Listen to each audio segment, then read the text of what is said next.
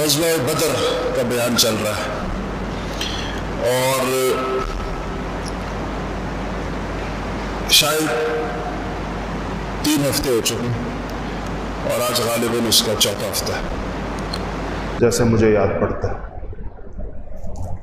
تو گزشتہ ہفتے بات یہاں تک پہنچی تھی کہ مشرکین اور مسلمان باہم صف آرا ہو گئے تھے، ایک دوسرے کے آمنے سامنے آ گئے تھے، اور نبی کریم صلی اللہ علیہ وسلم کے لیے چھپر عریش بنایا گیا تھا سیدنا سعد ابن معاذ رضی اللہ تعالی عنہ کے مشورے اور ان کی رائے پر، اور آپ صلی اللہ علیہ وسلم کی جانب سے دعاؤں کا سلسلہ اس موقع کے اوپر خصوصیت کے ساتھ جاری ہے۔ ایک واقعہ جو میں نے گزشتہ جمعے کے آخر میں کہا تھا کہ ایک اہم بات رونما ہوئی، وہ میں اگلے جمعے بتاؤں گا، وہ یہ تھی، شروع اسی سے کرتے ہیں، کہ ہر زمانے میں مختلف کاموں کے ماہرین ہوتے ہیں، تو اس دور کے اندر ظاہر بات ہے کہ ٹیکنالوجی نہیں تھی، تو انسانی صلاحیتوں پر اعتماد کیا جاتا تھا۔ تو بعض لوگوں کی بڑی اہمیت ہوتی تھی، جیسے کہ کھوجیوں کی، جو لوگ کھوج لگاتے تھے، چوروں کا پیر دیکھتے تھے، اسی طرح اندازہ لگانے والوں کی، اسسمنٹس کرنے والوں کی، اور بعض لوگوں کو اس میں بڑا غیر معمولی اندازہ ہوتا تھا، جیسا کہ نبی کریم صلی اللہ علیہ وسلم نے مشرکین مکہ کی روزانہ کھانے کے لیے ذبح ہونے والے اونٹوں کی تعداد سے اس بات کا اندازہ لگا لیا کہ ان کی تعداد کتنی ہوگی۔ اس نے کہا، جس کو پکڑا گیا تھا اس نے کہا کہ ایک دن 9 اونٹ ذبح ہوتے ہیں اور دوسرے دن 10 اونٹ ذبح ہوتے ہیں، تو آپ نے فرمایا کہ یہ تعداد 900 سے لے کے 1000 کے درمیان۔ ہمارے ہاں دیہاتوں میں آپ نے دیکھا ہوگا، مہمانوں کی تعداد کا اندازہ لگا کر کتنی دیگیں پکانی ہیں، بعض لوگوں کو اس کا بڑا اچھا اندازہ ہوتا ہے، ان کو بلایا جاتا ہے شادیوں پہ خاص طور پر کہ اس بات کا بتائیں جی اتنے مہمان ہیں، اتنے بچے ہیں، اتنی عورتیں ہیں، تو کتنی دیگ لگے گی کھانے کی۔ تو یہ ایک ترتیب ہے۔ ایسے ہی ایک شخص تھا مشرکین کے لشکر میں، کافروں کے پاس، اس کا نام عمیر ابن وہب تھا۔ عمیر ابن وہب کو کسی جنگ سے پہلے لشکر کا اندازہ کرنے، اور یہ لوگ، ان لوگوں کے لیے کتنے لوگ کافی ہو جائیں گے، ان کے جذبات کیسے ہیں، مورائل کیسا ہے، لڑنے کی صلاحیت کیسی ہے، اس چیز کے اندر اس کو بہت اندازہ اس کا بہت درست ہوتا۔ تو اسی طرح تعداد کا اندازہ بھی۔ تو قریش نے، مشرکین مکہ نے عمیر ابن وہب کو بھیجا کہ جاؤ مسلمانوں کے لشکر کا اندازہ لگا، افراد کتنے ہیں، اسلحہ کتنا ہے، تلواریں کتنی ہیں، زرہیں کتنی ہیں۔ تو وہ گیا اور اس نے ایک نگاہ دیکھا مسلمانوں کے لشکر کو، اور اتنا ایکوریٹ اندازہ لے کر آیا کہ اس نے آ کر قریش سے کہا کہ 300 کے لگ بھگ لوگ ہیں۔ یہ 313 تھا، اس نے کہا 300 کے لگ بھگ لوگ ہیں سارے کے سارے، لیکن مجھے یقین نہیں آ رہا کہ یہ 300 لوگ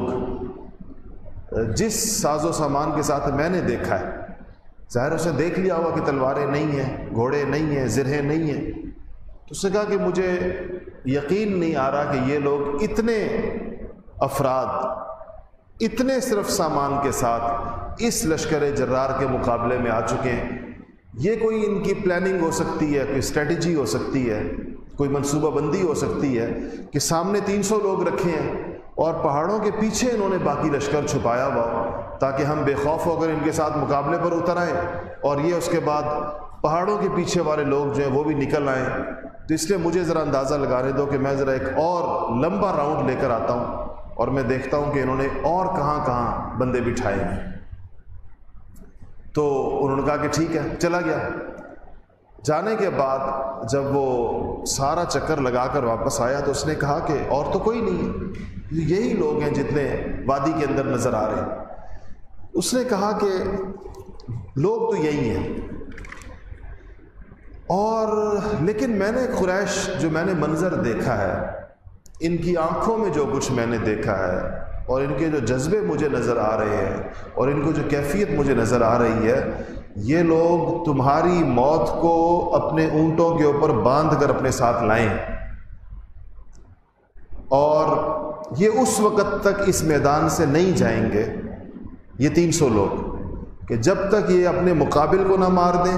یا یہ خود نہ مر جائیں۔ ان کی واپسی اس کے بغیر نہیں ہوگی۔ تو اس کا کہنے کا مقصد یہ تھا کہ اگر یہ 300 لوگوں نے شکست کھائی بھی تو یہ کم سے کم تمہارے 300-400 بندے مار کے شکست کھائیں گے، تو تمہیں اس فتح کا کیا مزہ آئے گا جس کے اندر تمہارے 300-400 بندے چلے جائیں گے۔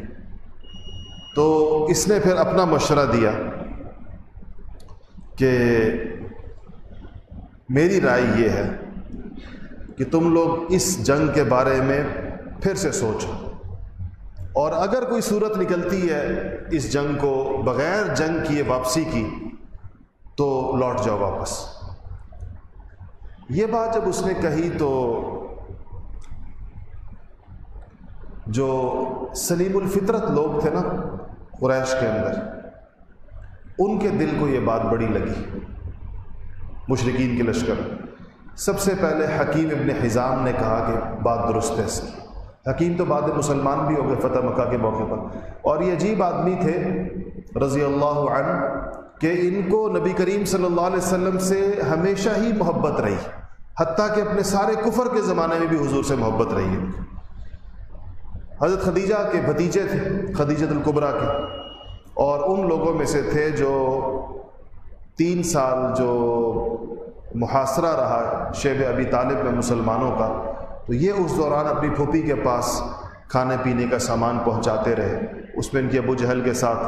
کوئی جھڑپ بھی ہوئی، اور اس کا ذکر میں نے کیا تھا جب شیب ابی طالب سے ہم گزر رہے تھے، بات کر رہے تھے اس کے اوپر۔ تو حکیم نے کہا کہ اس کی بات درست ہے، ہمیں اس جنگ کا کوئی فائدہ نہیں۔ اس نے سوچا کہ میں اپنے یہ خیالات کس کے ساتھ شیئر کروں،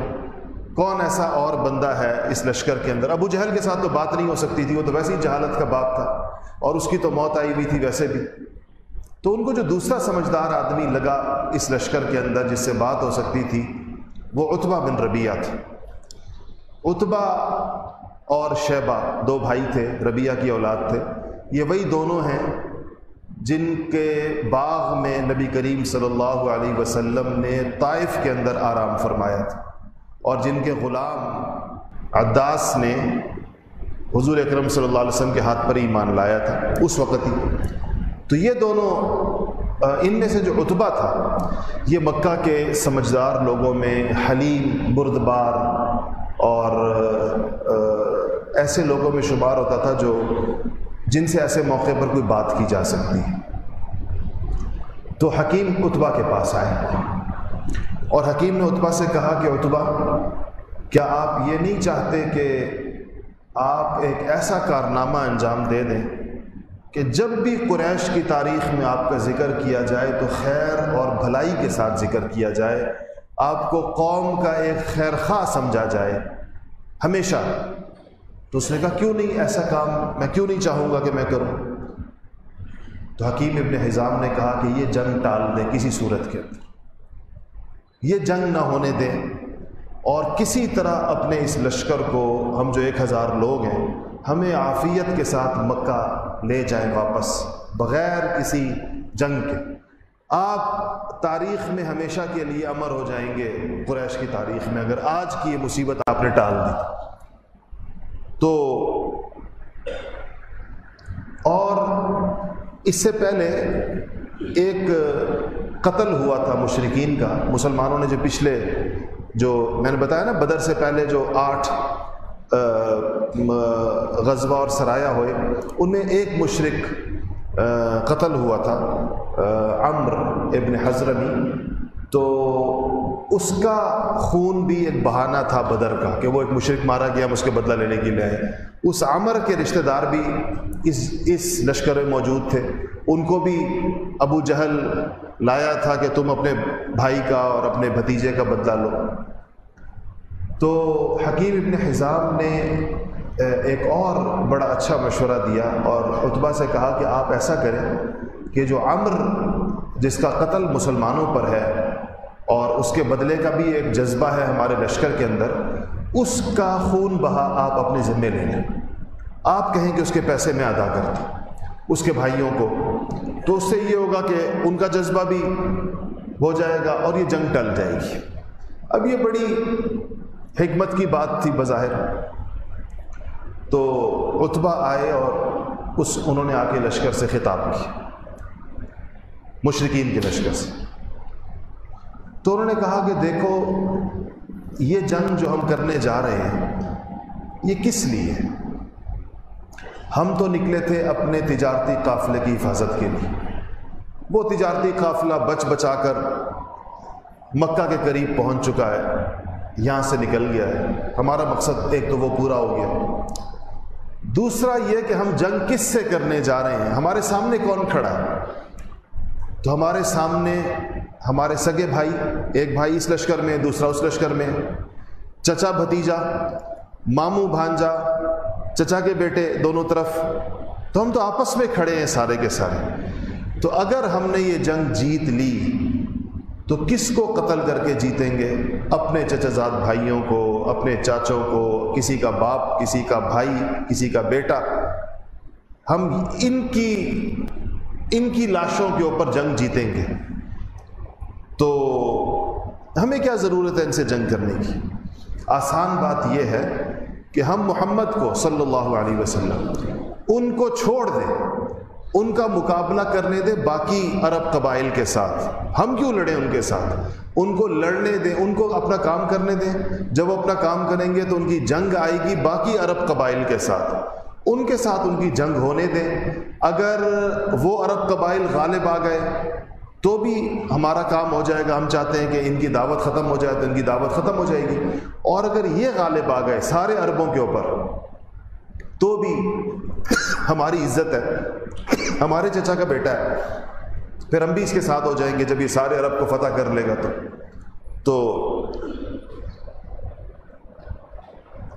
کہا کہ میری یہ نصیحت ہے، عتبہ نے کہا۔ تو اچھا، سارے لشکر پر اس بات کا اثر ہو گیا۔ ابو جہل اس وقت نہیں موجود تھا وہاں پر۔ حکیم کہتے ہیں، حکیم نے حزام کہتے ہیں کہ عتبہ نے میں نے کہا کہ اصل تو ابو جہل لیڈر تو وہ ہے، تو آپ میری یہ بات جا کر اس سے بھی آپ کریں، حکیم نے حزام کریں۔ تو حکیم کہتے ہیں کہ میں گیا تو ابو جہل زرہ پہن رہا تھا، میں نے اسے جا کر کہا کہ عتبہ کی یہ رائے ہے، اور انہوں نے اس کے اوپر لشکر سے جب بات کی ہے تو لشکر کے بھی بیشتر لوگ ان کے ساتھ آمادہ ہیں اس بات کے اوپر کہ یہ جنگ ٹل جائے کسی طرح۔ یہ سن کر ابو جہل خوب بھڑک گیا اور اس نے کہا کہ مجھے پتہ ہے کہ عتبہ جنگ کیوں نہیں کرنا چاہتا، اور یہاں ابو جہل نے وہ پتہ کھیلا جو عربوں کے نفسیات اور ان کے مزاج کے اندر بالکل آخری بات ہوتی، یعنی اس نے عتبہ کے لیے کوئی رستہ نہیں چھوڑا۔ اس نے کہا کہ عتبہ جنگ اس لیے نہیں کرنا چاہتا کہ اس کا بیٹا ابو حذیفہ سامنے والے لشکر کے اندر مسلمانوں کا ساتھی ہے، وہ صحابی تھے، حضور کے اوپر ایمان لے آئے تھے، بہت شروع میں ایمان لے آئے۔ تو کہا کہ عتبہ کو اپنے سامنے والے لشکر میں موجود اپنے بیٹے کی موت نظر آ رہی ہے ہمارے ہاتھوں، اس لیے یہ اس جنگ کو ٹال رہا ہے۔ اب یہ بات جب عتبہ کو پہنچی تو آپ کو پتہ ہے کہ یہ انسان، اب وہ انسانی غیرت کے کہ جی اپنے ذاتی مفاد کے لیے گویا کہ عتبہ جنگ ٹال رہا ہے، اور حالانکہ اس کے پیش نظر تو قریش کا اجتماعی مفاد تھا، تو عتبہ بہت سخت غیرت کے اندر آ گیا۔ اس نے کہا یہ تو اب اس نے میرے اوپر ذاتی حملہ کیا، پرسنل اٹیک کیا کہ میری باعث جنگ نہ کرنے کا یہ ہے کہ مجھے اپنے بیٹے کی جان عزیز ہے جو مسلمانوں کے ساتھ ہے، جو رسول اللہ صلی اللہ علیہ وسلم کا جان نثار صحابی ہے، ابو حذیفہ نام تھا ان کا۔ اب عتبہ نے کہا کہ جی جنگ ہوگی اور سب سے پہلے میں خود نکلوں گا، اور میرے ساتھ میرا بیٹا ولید نکلے گا، اور میرے ساتھ میرا بھائی شیبہ نکلے گا۔ ہم پہلے 3 بندے وہ عربوں کی نفسیات ہے، غیرت کو اگر چھیڑ دیا تو پھر ساری سمجھداری، عقل مندی اور حکمت اور مصلحت ایک طرف ہو جاتی ہے، اب بہادری دکھانے کا وقت آ جاتا ہے۔ تو انہوں نے کہا کہ اب تو ہم 3 پہلے بار نکلیں گے۔ تو یہی ابو جہل کا مقصد تھا، عتبہ کو وہاں تک لے گیا جہاں تک لے جانا تھا۔ تو عتبہ خود باہر نکلا، اس کے ساتھ اس کا بھائی شیبہ، اس کے ساتھ بیٹا ولید بن عتبہ، یہ 3 ادھر سے نکلے۔ جب یہ 3 نکلے تو اس کو کہتے تھے، اس زمانے میں جملہ کہا جاتا تھا جنگوں کے اندر، پہلے 1 to 1 مقابلہ ہوتا تھا، پھر گھمسان کا رن پڑتا تھا بعد میں۔ تو اس میں نکلنے والے کہتے تھے حل من مبارزن، کون ہے جو میرے سامنے مقابلے کے اندر آتا ہے؟ تو جب یہ اس نے کہا تو 3 انصاری مقابلے کے اندر نکلے رسول اللہ صلی اللہ علیہ وسلم کی جانب سے، 2 بھائی عوف اور معوذ، یہ دونوں میں نے بتایا تھا کہ یہ حضرت سیدہ عفرا رضی اللہ تعالیٰ عنہا کے بیٹے تھے، اور یہ وہ صحابیہ ہیں جن کے 7 بیٹے بدر کے میدان میں رسول اللہ کے سپاہی تھے، اور یہ اعزاز صرف انہی کو حاصل ہے تاریخ اسلام کے اندر۔ خنسا کے 4 بیٹے تھے نا، 7 بیٹے رسول اللہ کے سپاہی میدان بدر کے اندر جس کے کھڑے تھے وہ حضرت سیدہ عفرا رضی اللہ تعالیٰ عنہا تھی۔ تو یہ 2 بھائی وہ تھے، اور تیسرے جو تھے وہ حضرت عبداللہ ابن رواحہ مشہور انصاری صحابی ہیں۔ تو چونکہ وہ ہیلمٹ نما چیز پہنی ہوتی تھی، نہیں تو وہ جس کو ڈھاٹا کہتے ہیں وہ باندھا ہوتا تھا جنگ میں، تو انسان پہچانا نہیں جاتا تھا کون، جیسے آج کل لوگوں نے ماسک پہنا ہوا ہوتا ہے تو اس پہ پتہ نہیں چلتا۔ تو اس نے کہا، عتبہ نے کہا کہ کون 3 بندے جو نکلے ہو کون؟ انہوں نے کہا کہ نام تو وہ نہیں جانتا تھا، ان کا رہتم من الانصار، انصار سے نکلے، انصار ہیں، مدینے والے ہیں۔ تو عتبہ نے کہا کہ ما لنا بکم من حاجہ، ہمیں تم سے کوئی لینا دینا نہیں ہے۔ اور پھر حضور کو آواز لگائی کہ یا محمد اخرج الینا اکفاءنا من قومنا، کہا کہ اے محمد ہمارے اس مقابلے کے اندر ہمارے جوڑ کے، ہماری برابری کے لوگ نکالو جو ہماری قوم میں سے، قریش میں سے لوگ نکالو۔ اور اکفانا کا مطلب ہوتا ہے کف ہمارے ساتھ برابر ہو، یعنی جس طرح ہم قریش کی لیڈرشپ ہے اور بڑے لوگ ہیں، آپ بھی اپنے مقابل اسی جوڑ کے لوگ باہر نکالیں، یہ مدینے والوں سے ہم نہیں لڑیں گے پہلے۔ تو جب انہوں نے یہ کہا تو حضور نے کہا کھڑے ہو جاؤ حمزہ، اور کھڑے ہو جاؤ علی مرتضیٰ، اور کھڑے ہو جاؤ ابو عبیدہ، اپنے چچا کے بیٹے کو کہا، 2 چچا کے بیٹے اور 1 سگے چچا۔ تو حضور نے کہا تینوں آؤ، وہ تینوں آئے، انہوں نے بھی، ان کے بھی وہ تھے۔ تو پھر عتبہ نے پوچھا کون، اب کون آیا؟ تو انہوں نے کہا کہ حمزہ، دوسرے نے کہا کہ علی، تیسرے نے کہا کہ ابو عبیدہ۔ تو اس پر عتبہ نے کہا کہ ہاں اب جوڑ کو جوڑ پڑا، اب یہ مقابلے کے لوگ ہیں، یہ اپنی موت سے چند منٹ پہلے کی اس کی گفتگو ہے، یا کہیں کہ اس کے تکبر کے کلمات، کہتا یہ ہے نعم اکفاء کرام، کہا کہ ہاں یہ معزز لوگ ہیں، یہ اس قابل ہیں کہ ہم سے مقابلہ کریں، یا ہم اس قابل ہیں کہ یہ ہمارے سامنے آئیں۔ تو ایک روایت یہ آتی ہے، ابن سعد کی روایت ہے، طبقات ابن سعد کے اندر، کہ جب عتبہ نے یہ کہا کہ ہمارے برابر کے لوگ نکالو، تو نبی کریم صلی اللہ علیہ وسلم نے فرمایا کہ قوموا یا بنی ہاشم، اے بنو ہاشم تم اٹھو، یعنی میرا خاندان اٹھے، وہ لوگ اٹھیں جو میرے قریبی ترین رشتہ دار ہیں، اور ان سے زیادہ قریبی کون ہو سکتا تھا؟ سگا چچا زاد بھائی حضرت علی مرتضیٰ، داماد بھی، اور اس کے بعد جو ہے دوسرے بھی چچا کے بیٹے۔ تو کہا کہ حضور کے جو الفاظ ہیں حدیث میں جو آتے ہیں کہ قوموا یا بنی ہاشم بحقکم الذی بعث اللہ بہ نبیکم اذ جاؤوا بباطلہم لیطفئوا نور اللہ، کہا کہ اے بنو ہاشم اس حق کو لے کر اٹھو، اس حق کے ساتھ اٹھو جس کو دے کر اللہ نے اپنے نبی کو بھیجا ہے۔ اللہ نے اپنے نبی کو جس حق کو دے کر بھیجا ہے اس حق کے ساتھ کھڑے ہو جاؤ اس باطل کے مقابلے میں جو اللہ کے نور کو بجھانے کے لیے آئی۔ تو اس پر جنگ شروع ہوئی۔ عبیدہ جو تھے وہ سب سے بڑے تھے عمر میں، ادھر سے عتبہ بڑا تھا، وہ عتبہ کے مقابلے میں آئے، اور پھر حمزہ رضی اللہ تعالیٰ عنہ دوسرے نمبر پہ، شیبہ تھا اس کا بھائی، تو حمزہ بڑے تھے دوسرے نمبر پہ، حمزہ رضی اللہ تعالیٰ عنہ شیبہ کے مقابلے میں آئے، اور عتبہ کا بیٹا ولید ان تینوں میں سب سے چھوٹا تھا، ادھر سے علی مرتضیٰ عمر میں سب سے چھوٹے تھے، تو ولید کے مقابلے کے اندر یہ تین آمنے سامنے اس طریقے کے ساتھ آ گئے۔ اور جیسے ہی حملہ ہوا حضرت علی نے اور حضرت حمزہ نے پہلے ہی وار میں دونوں کی گردنیں اڑا دی، پہلے وار کا، اور عتبہ بھی گیا ادھر سے، نہیں شیبہ بھی گیا اور ولید بھی گیا۔ عتبہ کے مقابلے کے اندر چونکہ عبیدہ تھے اور ان کی عمر بہت زیادہ تھی، بوڑھے تھے، تو ان کو ٹانگ پر لگی اس کی ضرب، ان کی ٹانگ کٹی، انہوں نے عتبہ کو زخمی بھی کیا، لیکن چونکہ یہ دونوں اپنے مقابل کو مار کے فارغ ہو چکے تھے تو یہ دونوں آئے اور انہوں نے عتبہ کو بھی قتل کر دیا۔ وہ تینوں جہنم میں گئے اور یہ تینوں واپس آئے، اور حضرت عبیدہ رضی اللہ تعالیٰ عنہ نے حضور سے کہا کہ ٹانگ کٹ چکی تھی، خون بہہ رہا تھا، بوڑھے بھی تھے، کہا کہ یا رسول اللہ اگر میں مر جاؤں اس زخم کی وجہ سے تو کیا میں شہید ہوں گا؟ تو حضور اکرم صلی اللہ علیہ وسلم نے فرمایا کہ ہاں آپ شہید ہوں گے اگر آپ اس کی وجہ سے۔ پھر اس کے بعد انہوں نے ایک شعر پڑھا جس کا عربی کے اندر مفہوم یہ تھا کہ محمد صلی اللہ علیہ وسلم تک دشمن اسی وقت پہنچ سکتا ہے جب رستے کے اندر ہم سب کی لاشیں بچھی ہوئی، ہماری زندگی کے اندر دشمن حضور اکرم صلی اللہ علیہ وسلم تک نہیں پہنچ سکتا، ہماری لاشوں پر سے گزر کر، ہم سے پہلے محمد کے رفقاء کو صلی اللہ علیہ وسلم اور ان کے جانثاروں کو اگر ان کو سب ختم کر دے تو پھر ہی حضور اکرم صلی اللہ علیہ وسلم تک کوئی پہنچ سکتا ہے۔ اچھا، ایک دلچسپ بات سیرت نگاروں نے اور لکھی ہے کہ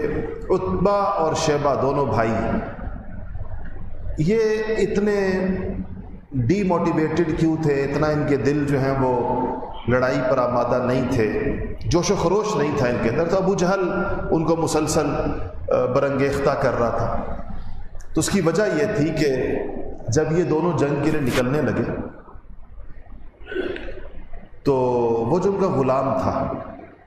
جو طائف کے باغ کے اندر نبی کریم صلی اللہ علیہ وسلم کو جسے پہچان لیا تھا، وہ قصہ یاد ہوگا آپ کو، میں نے طائف کے قصے میں سنایا تھا، اس کو جب پتہ چلا کہ یہ دونوں حضور اکرم صلی اللہ علیہ وسلم کے مقابلے میں جا رہے ہیں تو اس نے دونوں، وہ پاؤں پڑ گیا اپنے دونوں آقا تھے، اس کے مالک تھے، اس کے وہ تو ان کا غلام تھا، ان کے پاؤں پڑ گیا اور ان سے کہنے لگا کہ بی ابی و امی انتما واللہ، کہا کہ میرے ماں باپ آپ پر قربان، خدا کی قسم آپ اللہ کے رسول کے مقابلے میں نکل رہے ہیں اور یہ آپ جنگ کے لیے نہیں نکل رہے، آپ اپنی قتل گاہوں کی طرف جا رہے ہیں۔ تو اس نے پوچھا، ایک اور بھائی تھا اس کا، عاص نام تھا اس کا، تو عاص نے پوچھا کہ اسی سے عداس سے کہ کیا واقعی تم یہ سمجھتے ہو کہ وہ اللہ کے رسول ہے؟ تو اس نے کہا کہ خدا کی قسم وہ اللہ کے رسول ہے اور ان سے مقابلہ کرنے والا کامیاب ہو کر واپس نہیں آ سکتا۔ یہ بات دونوں بھائی بھی سن رہے تھے، تو اب ان کا دل اس کی وجہ سے دہل بھی رہا تھا کیونکہ یہ غلام بہرحال ان کا مخلص تھا، تو ان کا یہ خیال تھا کہ واقعی کہیں ایسا نہ ہو، اور وہی ہوا جو وہ لوگ چاہ رہے تھے۔ خیر اس کے بعد جنگ، جب یہ 1 to 1 مقابلے کے بعد جو گھمسان کا رن پڑتا ہے، سارے ایک دوسرے میں جو لشکر گتھم گتھا ہو جاتا ہے، اس کے بعد وہ والی جنگ شروع ہو گئی۔ نبی کریم صلی اللہ علیہ وسلم اپنے عریش میں تشریف لے کے دوران جنگ، اور آپ نے نماز کے لیے آپ کھڑے ہو گئے، 2 رکعت نماز آپ نے پڑھی، اور پھر آپ نے کہا اللہ تعالیٰ سے وہ اپنی دعا کی اور کہا کہ یا اللہ آپ نے جو مجھ سے وعدہ کیا تھا کہ ایک لشکر پر تمہیں ضرور فتح دوں گا، یا اللہ اپنے اس وعدے کو پورا فرمائیے۔ اس لشکر کے اوپر ہمیں فتح دیں۔ اور پھر وہ دعا بھی آپ نے کی کہ جو آپ نے کہا کہ یا اللہ یہ ایک مختصر سی جماعت ہے، اگر آج یہ جماعت ختم ہو گئی تو یا اللہ تیری عبادت کرنے والا دنیا کے اندر کوئی نہیں رہے گا، یہ تیرے عبادت گزاروں کا یہی ایک مختصر سا قافلہ ہے۔ اور یہ نبی کریم صلی اللہ علیہ وسلم کی گویا کہ 15 سال کی محنت کا خلاصہ تھا جو اس وقت میدان جنگ کے اندر موجود تھا۔ نبوت کے دن سے لے کر اس دن تک آپ نے جو محنت فرمائی تھی یہ وہی لوگ تھے جو اس وقت آپ کے سامنے تھے۔ اور اس کے بعد پھر وہ دعا میں نے جس کا ذکر پچھلے جمعے میں کیا تھا کہ آپ ہاتھ اٹھاتے رہے، آپ کی چادر گر جاتی تھی، سیدنا ابوبکر صدیق نے کہا کہ یا رسول اللہ بہت ہو گیا، خدا کی قسم اللہ جل شانہ نے آپ کے سن لیا، حسبک فقد الححت علی ربک، آپ نے بہت زاری کر لی اللہ کے سامنے، ابوبکر صدیق نے کہا۔ پھر جبرائیل امین آئے اور انہوں نے آپ سے کہا کہ یا رسول اللہ آپ ایک مٹھی اٹھائیں مٹی کی، ریت کی جو بدر کے میدان میں تھی، اور آپ اس کو اٹھا کر یوں پھینکیں اور فرمائیں شاہت الوجوہ، کہ ان سب کے چہرے جو ہیں وہ خاک آلود ہو جائیں۔ حضور اکرم صلی اللہ علیہ وسلم نے جبرائیل کے کہنے کے اوپر مٹی اٹھائی اور اس کے بعد آپ نے جو ہے وہ پھینکی، اور جیسے ہی آپ نے وہ مٹی جو ہے وہ پھینکی تو ان سب کے اس کے اندر پڑی۔ اسی دوران ان کے اوپر آنکھیں وہ ہوئیں، اس دوران آسمان سے فرشتوں کا نزول شروع، اور صحابہ کرام رضوان اللہ تعالی علیہم فرماتے ہیں کہ ہم نے خود ایسے لوگوں کو دیکھا کہ جو ہمارے ساتھی نہیں تھے، اور وہ جو ہے وہ جنگ کے اندر باقاعدہ لڑ رہے تھے، اور صحابہ کہتے ہیں کہ جب ہم نے بعد میں مقتولین کو شمار کیا تو ہم اپنے قتل شدہ لوگوں کو اور فرشتوں کے قتل شدہ لوگوں کو الگ الگ پہچان رہے تھے، کیونکہ جو فرشتوں کے قتل شدہ لوگ تھے ان مقتولین کی شکل اور ہوتی تھی، اور ہمارے تلواروں سے جو لوگ قتل ہوتے تھے ان کی شکل اور ہوتی تھی۔ اس میں پہلے 1000 فرشتے اترے، پھر 3000 اترے، اور پھر 5000 فرشتے اترے۔ اچھا، یہ جب اترے تو بعض روایتوں سے پتہ چلتا ہے کہ ان فرشتوں نے 3 قسم کی روایتیں ہماری، بعض روایتوں میں ہے کہ ان فرشتوں کے جو امامے تھے، جو پگڑیاں باندھی ہوئی تھی وہ سیاہ رنگ کی تھی، کالے رنگ کی پگڑی پہنی تھی، بعض روایتوں میں آتا ہے کہ وہ سفید رنگ کی پگڑی پہنی، بعض روایتوں کے اندر آتا ہے کہ وہ زرد رنگ کی پگڑی تھی، اور اس کے روایت میں آتا ہے کہ اس پگڑی، اس کو شملہ کہتے ہیں پگڑی کا، تو انہوں نے اپنے دونوں مونڈھوں کے درمیان شملہ بھی چھوڑا ہوا تھا پگڑی کا، ایک پگڑی ہوتی بغیر شملے والی پگڑیاں پہنی ہوئی تھی، اور ان کے مونڈھوں، اس کو مونڈے ہوتے ہیں نا، مونڈوں کے درمیان ان کو نے شملے چھوڑے ہوئے تھے۔ اچھا، اس کے بعد یہ جب آئے تو قرآن شریف نے فرشتوں کے نزول کی آیات ہیں، قرآن شریف کے اندر ساری کی ساری موجود ہیں۔ فرشتوں کو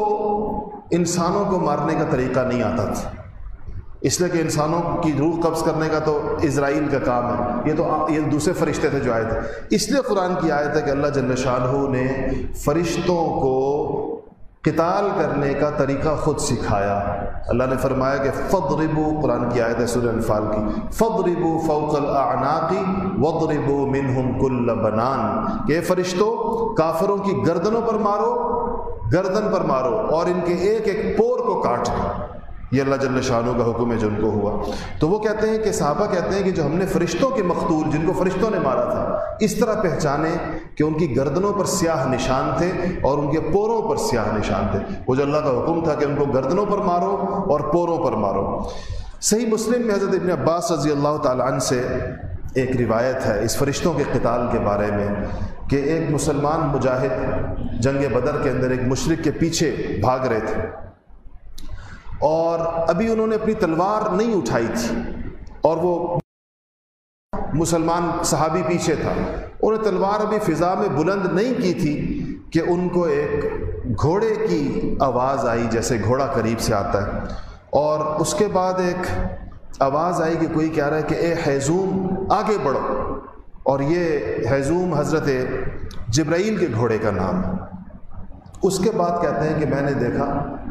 تو ایک مجھے، جیسے آپ نے کبھی کوڑے کی ایک سڑاپ سی آواز آتی ہے نا، کوڑے کی جب فضا کے اندر کوڑا مارا جاتا ہے، کہتے مجھے اس طرح کی ایک آواز آئی، اور میں نے دیکھا کہ وہ مشرک سامنے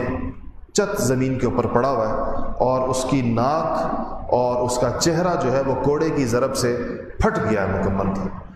گویا کہ یہ جبرائیل امین کی ضرب تھی، کیونکہ جبرائیل کے گھوڑے کا ذکر ہے کہ جس سے وہ اس سے آگے جا کر پڑ گیا تھا۔ تو اس انصاری صحابی نے اپنا یہ مشاہدہ نبی کریم صلی اللہ علیہ وسلم کو آ کے ذکر کیا کہ رسول اللہ میں نے تو یہ دیکھا کہ میں نے بھی اس کو نہیں مارا تھا کہ یہ آواز آئی اور آواز کے بعد ایک کوڑے کی آواز آئی جیسے کوڑا ہوا کے اندر آتا ہے اور وہ سامنے اپنا اس کا چہرہ پھٹا پڑا تھا۔ رسول اللہ صلی اللہ علیہ وسلم فرمایا کہ تو نے سچ کہا، جو تو نے دیکھا یہ تو نے صحیح دیکھا، اور یہ آسمان سے امداد تھی جو تیرے لیے اللہ جل شانہ نے اتاری کہ تیری بجائے فرشتہ وہ کرے۔ اور حضرت ابن عباس ایک اور روایت بھی فرماتے ہیں کہ نبی کریم صلی اللہ علیہ وسلم نے بدر کے دن فرمایا، نبی کریم دیکھ رہے تھے شاید ان کو بہت واضح، تو آپ نے فرمایا کہ یہ جبرائیل ہے اپنے گھوڑے کی لگام تھامے ہوئے اور سامان جنگ یعنی جنگ کا پورا سامان پہنے ہوئے یہ اتر گئے میدان کے اندر، جبرائیل امین فرشتوں کی فوج کے ساتھ۔ یہ بدر واحد موقع ہے جس کے اوپر فرشتے جنگ کے لیے اترے۔ حنین کے اندر اور موقعوں پر بھی فرشتوں کا اترنا ثابت ہے لیکن لڑنا ثابت نہیں ہے۔ لڑائی جو فرشتوں کی ثابت ہے، قتال کرنا فرشتوں کا، باقاعدہ جنگ کے اندر حصہ لینا، یہ صرف بدر کے اندر ہے۔ اور اس کی وجہ یہ سمجھ میں آتی ہے، مسئلہ اللہ بہتر جانتا ہے، کہ بدر میں مسلمانوں کے پاس اسباب انتہائی کم تھے۔ باقی جنگوں کے اندر آپ تناسب دیکھیں گے تو کسی نہ کسی درجے کے اندر جب میدان میں آ جاتے تو کوئی نہ کوئی شکل اس کی بنتی تھی۔ بدر میں چونکہ مسلمان تعداد میں بھی کم تھے اور اسباب میں بھی بہت زیادہ کم تھے، سامان جنگ نہیں تھا مسلمانوں کے پاس، اس لیے اللہ تعالیٰ کی مدد اور نصرت کی شکل کچھ اور ہوئی ہے، اور یہ ہمیشہ کے لیے اللہ جل شانہ کا وعدہ ہے مسلمانوں سے۔ وہ اقبال کا مشہور شعر ہے کہ فضائے بدر پیدا کرو تو آج بھی فرشتے آسمان سے اتر سکتے ہیں، بشرطے کہ فضائے بدر پیدا کرو۔ اس فضا کے اندر اگر انسان ہو، ہر موقع پہ اللہ کے مجاہدین نے، آپ کبھی دیکھیں گے افغانستان میں جہاد ہوا روس کے خلاف، امریکہ کے خلاف، آپ کبھی ان مجاہدین سے پوچھیں کہ انہوں نے کیسے اللہ تعالیٰ کی مدد اور نصرت کے کرشمے میدان جہاد کے اندر دیکھے۔ اتنی بڑی بڑی سپر پاورز کو شکست دینا اسباب کی دنیا کے اندر تو ممکن نہیں ہے، تو اللہ کی مدد اور نصرت سے ہی ممکن۔ اور ان مجاہدین نے افغانستان میں پہلے روس کو اور اس کے بعد امریکہ کو جس قسم کی شکست سے دوچار کیا، انہوں نے وہ مناظر دیکھے کہ تھوڑے لوگ کیسے زیادہ کے لیے کافی ہو جاتے ہیں، کم اسباب کے ساتھ کیسے زیادہ اسباب والوں کا مقابلہ ہوتا ہے۔ ایمان کا مقابلہ جب ٹیکنالوجی کے ساتھ آ جائے گا، ایک کے ہر قسم کی ٹیکنالوجی ایک لشکر کے پاس ہے، ہر قسم کی چیز ان کے پاس ہے، اور دوسروں کے پاس صرف ایمان ہے اور اللہ اور اس کے رسول کے اوپر ان کا یقین ہے اور اللہ کے لیے جان نچھاور کرنے کا جذبہ ہے، تو اللہ جل شانہ پھر